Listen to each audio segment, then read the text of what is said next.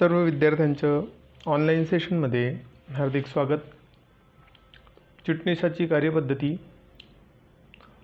या विषयामध्ये प्रकरण क्रमांक 7 कर्ज रोखेधारकांशी पत्रव्यवहार यामध्ये नमुना पत्रांमध्ये कर्ज रोख्यांसंदर्भातील चिटणीसाच्या वेगवेगळ्या प्रसंगाचा आपण अभ्यास केला।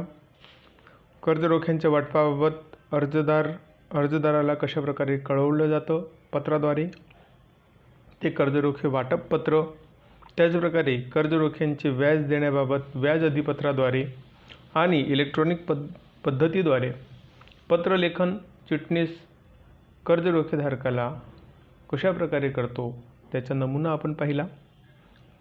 आज आपल्याला कर्ज रोख्यांचे समहक्क भागात रूपांतरण करण्याबाबतचे पत्र आणि कर्ज रोखे परतफेडीचे पत्र या भागाचा या नमुना पत्रांचा अभ्यास करायचा आहे। चला तर मित्रांनो, आज आपण त्यातील पहिल्या पत्राचा अभ्यास करूया। कर्ज रोख्यांचे परिवर्तन। कर्ज रोख्यांचे परिवर्तन होणे याचाच अर्थ असा की दिलेल्या कर्ज रोख्यांचे ठराविक कालावधीनंतर भागधारकांच्या संमतीने कर्ज रोख्यांचे समहक्क भागांमध्ये परिवर्तन होणे, म्हणजे याचाच दुसरा अर्थ असा की कर्ज रोखे जर आपण विचारात घेतलं तर हे कर्जाऊ भांडवलाचा एक प्रकार आहे आणि समहक्क भाग हे मालकीच्या हक्काचं किंवा मालकीचे भांडवल स्वरूपाचं एक भांडवल आहे। म्हणजेच कर्जाऊ भांडवलाचं मालकीच्या भांडवलामध्ये रूपांतरण कशा प्रकारे होतं आणि या ठिकाणी हे जे रूपांतरण आहे या रूपांतरणालाच कर्ज रोख्यांचे परिवर्तन असे म्हणतात। म्हणजे कर्ज रोख्यांचे रूपांतरण हे समहक्क भागांमध्ये होते। ज्या कर्ज रोख्यांचे विशिष्ट कालावधीनंतर समहक्क भागांमध्ये परिवर्तन करण्यात येते अशा कर्ज रोख्यांना परिवर्तनीय कर्ज रोखे असे म्हणतात। कर्ज रोखेधारकांकडून कर्ज रोख्यांच्या परिवर्तनाबाबतचे पत्र मिळाल्यानंतर संबंधित कर्ज रोखेधारकाला कर्ज रोख्याचे परिवर्तन समहक्क भागात केल्याबाबतचे पत्राद्वारे कंपनी चिटणीस कळवतो। या पत्रात नवीन भाग प्रमाणपत्र लवकरच देण्यात येईल किंवा पत्रासोबत पाठवण्यात आलेले आहे असे कळवले जाते। तर मित्रांनो, सर्वप्रथम तर या ठिकाणी आपल्याला हे मुद्दे क्लिअर झालेले आहेत की कर्ज रोखेधारकांकडून कर्ज रोख्यांच्या परिवर्तनाबाबतचे पत्र जे मिळालेले असते ते संबंधित कर्ज रोखेधारकाला कर्ज रोख्यांचे परिवर्तन समहक्क भागात केल्याबाबतचे पत्राद्वारे कंपनी चिटणीस कळवत असतो। म्हणजे कंपनी चिटणीस हा कर्ज रोखेधारकाला कळवतो की कंपनीने किंवा कंपनीच्या भागधारकांनी कर्ज रोख्यांचे परिवर्तन हे केलेले आहे।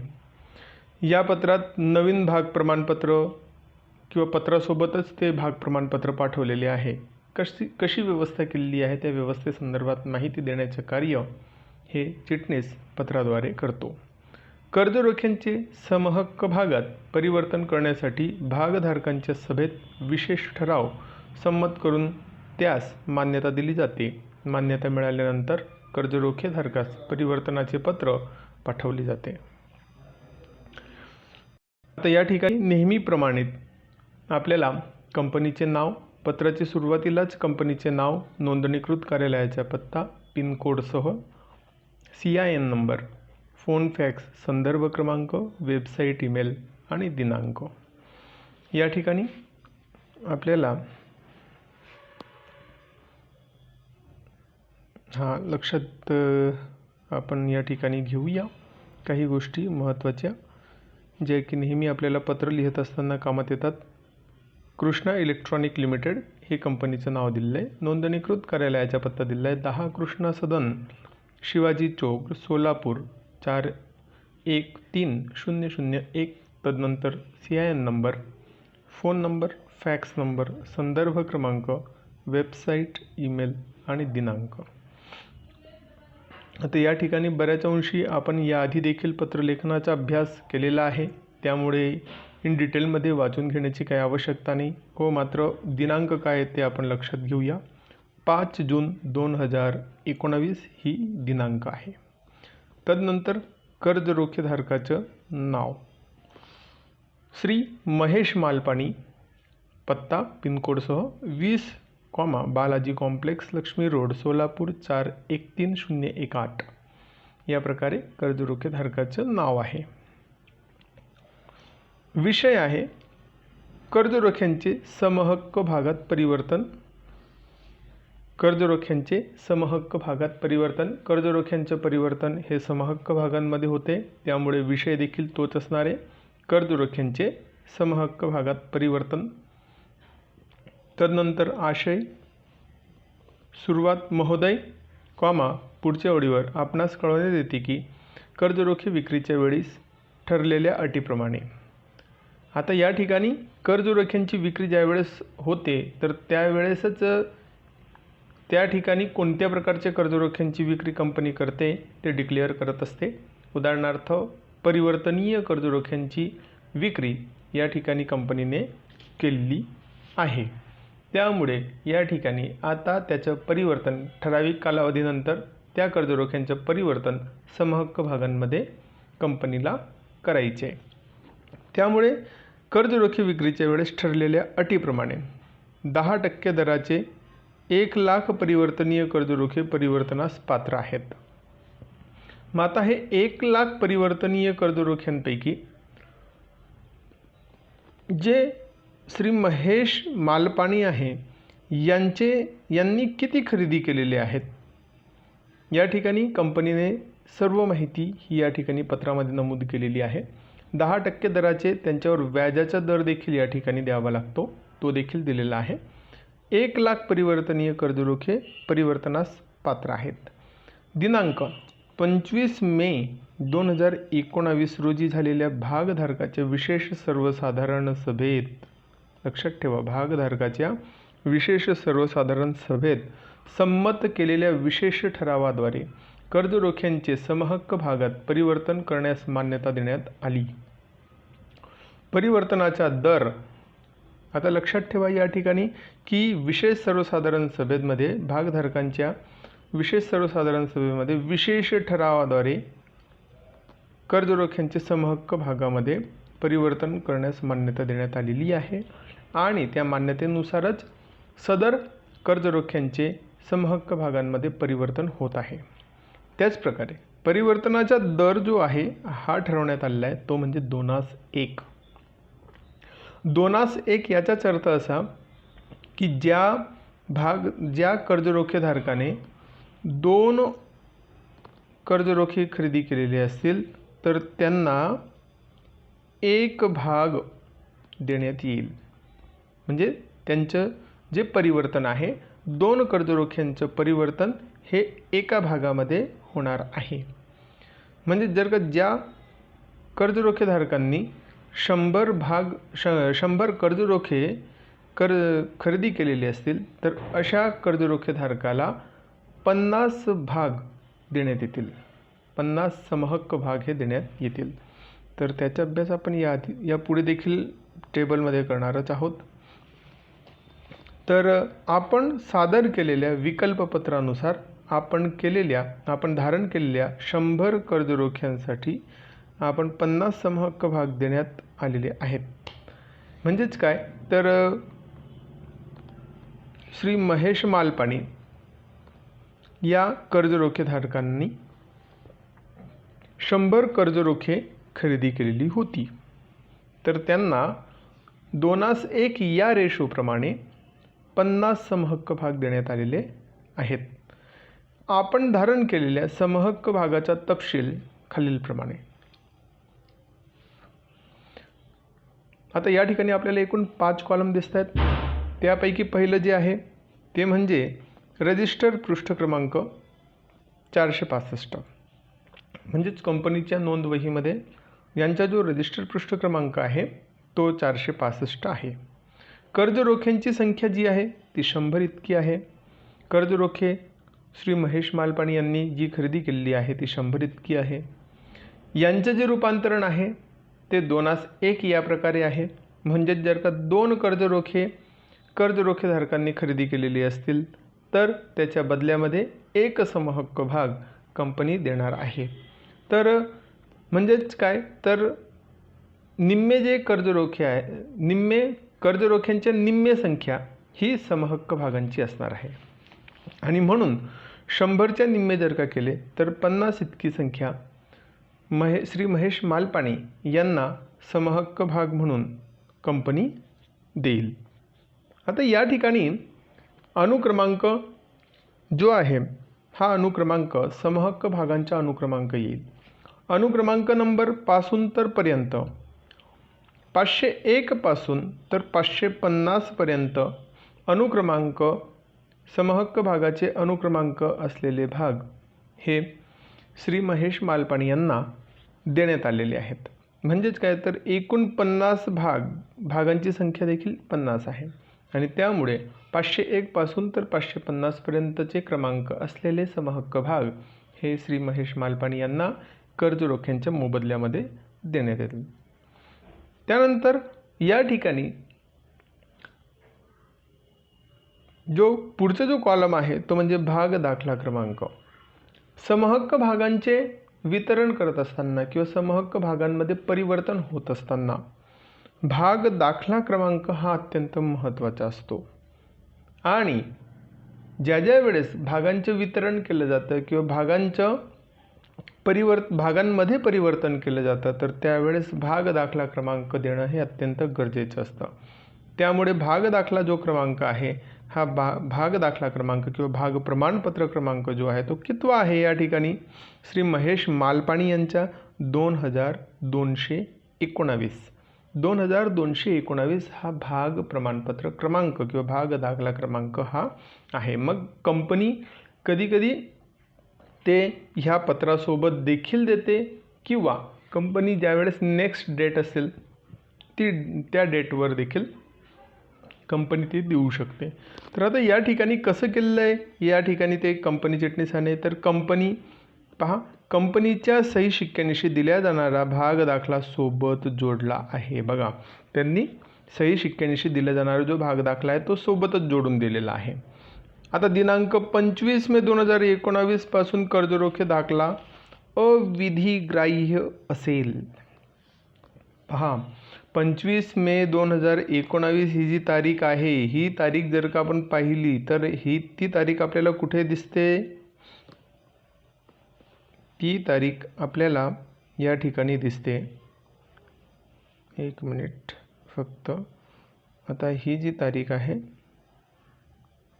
ही तारीख आपल्याला पहा, दिनांक 25 मे 2019 रोजी झालेल्या भागधारकाच्या विशेष सर्वसाधारण सभेमध्ये विशेष ठरावाद्वारे कर्जरोख्यांची समहक्क भागांमध्ये परिवर्तन करण्यास भागधारकांकडून मान्यता मिळालेली आहे.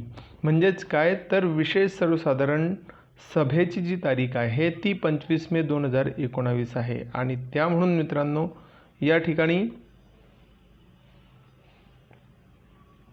ठिकाणी आपल्याला म्हणता येईल की 25 मे 2019 रोजी विशेष सर्वसाधारण सभेमध्ये विशेष ठरावाद्वारे हे भागधारकांकडून मंजुरी मिळालेली असल्यामुळे या ठिकाणी ती तारीख अत्यंत महत्त्वपूर्ण अशी आहे. आणि त्या तारखेपासूनच कर्जरोख्यांचं रूपांतरण किंवा परिवर्तन हे समहक्क भागांमध्ये झालेलं असल्यामुळे त्या दिनांकापासूनच जे कर्जरोखे आहे त्या कर्जरोख्यांचं रूपांतरण समहक्क भागांमध्ये झालेले आणि जे आधीचे जे कर्जरोखे दाखले देण्यात आलेले आहेत ते दाखले हे आता म्हणजेच 25 मे 2019 पासून अविधिग्राह्य झालेले आहेत, अविधिग्राह्य ठरलेले आहेत. अविधिग्राह्य म्हणजेच बेकायदेशीर, त्याचा कुठल्याही प्रकारचा उपयोग होणार नाही, अशा प्रकारे ते अविधिग्राह्य ठरलेत. आणि जे नवीन भाग जे दिलेले आहेत समहक्क भाग, ते भाग हे खरे कायदेशीर असणार आहेत, कळावे.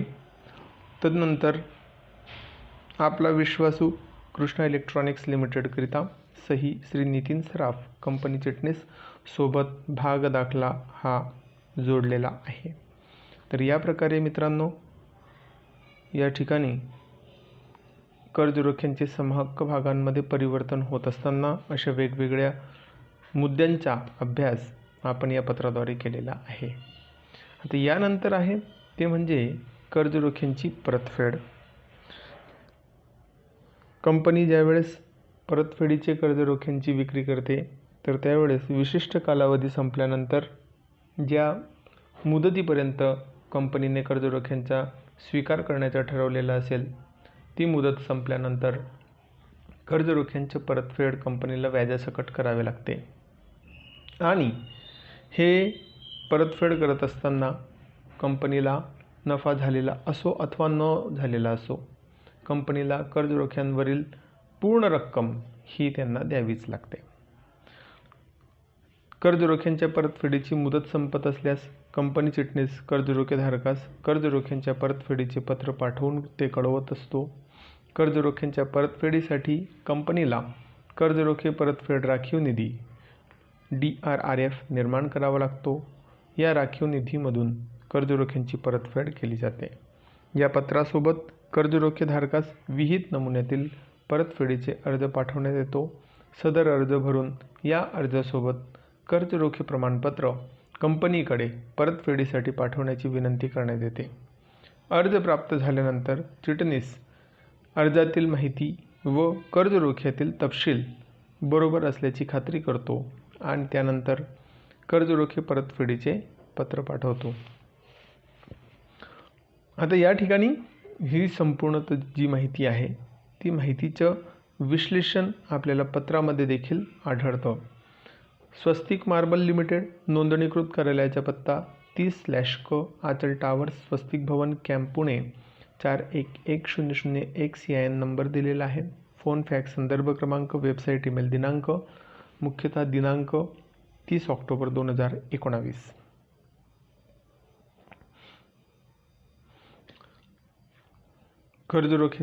कर्जरोखेधारकाचं नाव श्रीमती अस्मिता मालपाणी, अमृता अपार्टमेंट, 25 नारायणपेठ, पुणे 411030. विषय आहे कर्जरोख्यांच्या परतफेडीबाबत. कर्जरोख्यांच्या परतफेडीचा जो दिनांक आहे तो जवळ आलेला असेल तर अशा वेळेस कर्जरोखे परतफेडीबाबत ती तयारी सुरू होते आणि कंपनी चिटणीस हे पत्र पाठवण्याचं कार्य करतो आणि पत्रासोबतच अर्ज देखील पाठवतो. महोदया, आपणास कळवण्यात येते की मे 2014 वाटप केलेले 10% दराचे 1 लाख अपरिवर्तनीय, बघा लक्षात घ्या या ठिकाणी 2014 वाटप केलेले मे 2014 वाटप केलेले 10% दराचे 1 लाख अपरिवर्तनीय कर्जरोखे. आता या ठिकाणी अपरिवर्तनीय कर्जरोखे हे परतफेडी संदर्भात मुख्यतः, कारण की ज्या कर्जरोख्यांची परिवर्तन होत नाही अशा कर्जरोख्यांना अपरिवर्तनीय कर्जरोखे असे म्हणतात. ज्या कर्जरोख्यांचे समहक्क भागांमध्ये परिवर्तन होत नाही अशा कर्जरोख्यांना अपरिवर्तनीय कर्जरोखे असे म्हणतात. आणि त्यामुळे या ठिकाणी अपरिवर्तनीय कर्जरोखे आपल्याला दिलेले आहेत. अपरिवर्तनीय कर्जरोखे 12 नोव्हेंबर 2019 रोजी परतफेडीस पात्र ठरत आहेत. दिनांक 8 ऑक्टोबर 2019 रोजी झालेल्या संचालक मंडळाच्या सभेत ठराव क्रमांक 3462 नुसार नमूद केलेले कर्जरोखे कंपनीचे परतफेड राखीव निधीचा उपयोग करून परतफेड करण्यात येतील. आता या ठिकाणी मित्रांनो, आपण याआधीच अभ्यास केल्याप्रमाणेच जो कर्जरोखे कंपनीचे जे कर्जरोखे असतात त्यांच्या परतफेडी संदर्भात कंपनी याआधीच राखीव निधी म्हणून बाजूला काढून ठेवलेली एक प्रकारची निधी असते आणि या निधीमधून ते कर्जरोख्यांची परतफेड करत असतात. कर्जरोखे परतफेडीचा अर्ज पत्रासोबतच पाठवित आहोत.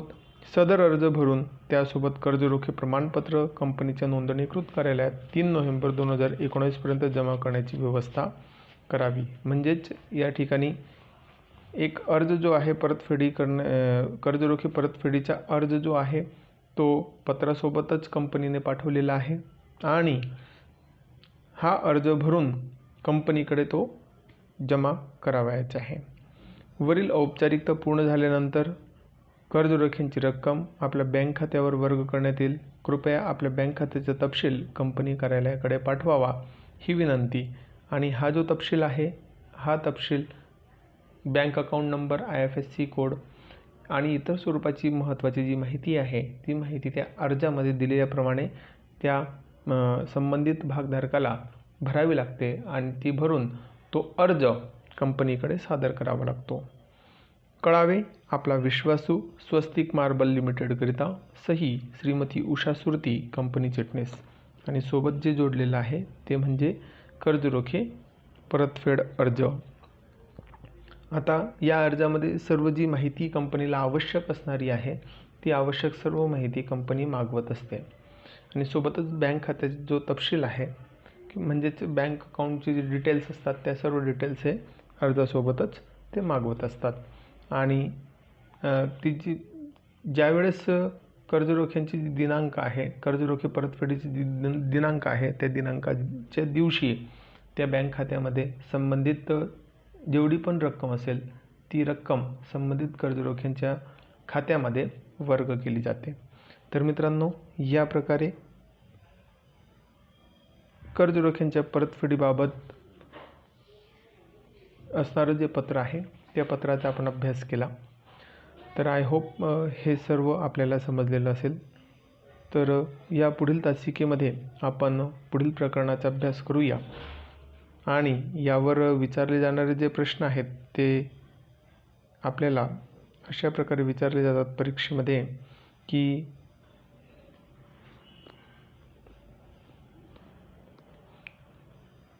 या आधीचा जो पत्र आपण अभ्यास केला तो म्हणजे कर्जरोखेधारकास कर्जरोख्यांच्या समहक्क भागात परिवर्तन केल्याची माहिती देणारे पत्र लिहा. आणि दुसरा म्हणजे कर्जरोख्यांच्या परतफेडीची माहिती कर्जरोखेधारकास देणारे पत्र तयार करा किंवा पत्र लिहा. अशा प्रकारचे जे प्रश्न आहेत ते परीक्षेमध्ये आपल्याला विचारले जातात. तर आय होप मित्रांनो हे सर्व तुम्हाला समजलेलं असेल. धन्यवाद.